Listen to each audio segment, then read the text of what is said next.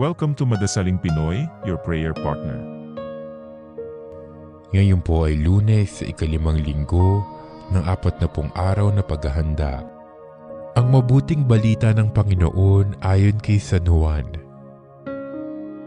Noong panahong iyon, si Jesus ay pumunta sa bundok ng mga Olibo. Kinaumagahay nagbalik siya sa templo.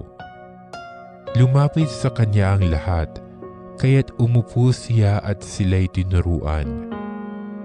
Nooy dinala sa kanya ng mga iskriba at ng mga pariseyo ang isang babaeng nahuli sa pakikiapid. Pinatayo ito sa harapan nila at sinabi kay Jesus, "Guro, ang babaeng ito'y nahuli sa pakikiapid.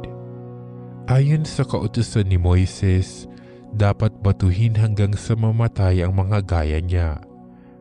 Ano ang masasabi mo?" Itinanong nila ito upang subukin siya nang may maisumbong sila laban sa kanya. Ngunit yumuko si Jesus at sumulat sa lupa sa pamamagitan ng daliri.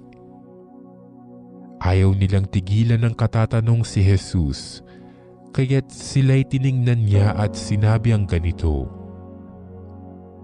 "Sino man sa inyo na walang kasalanan ang siyang maunang bumato sa kanya." At muli siyang yumuko at sumulat sa lupa.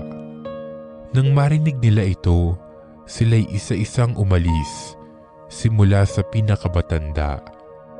Walang naiwan kundi si Jesus at ang babaeng naroon pa rin sa harapan niya. Tiningnan siya ni Jesus at tinanong, "Nasaan sila? Wala bang nagparusa sa iyo?"